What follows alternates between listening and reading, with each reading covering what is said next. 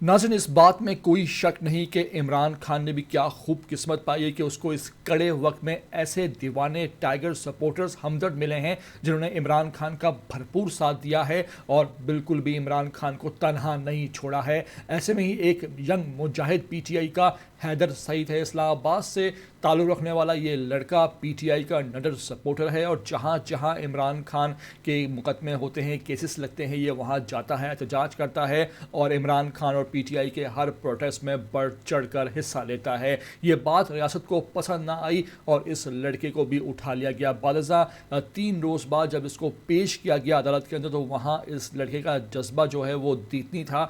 इसकी वालदा, इसके वालिद उसके हमरा थे, वकला इसके हमरा थे और ये हथकड़ियों में जकड़ा हुआ इमरान खान के नारे बुलंद कर रहा था।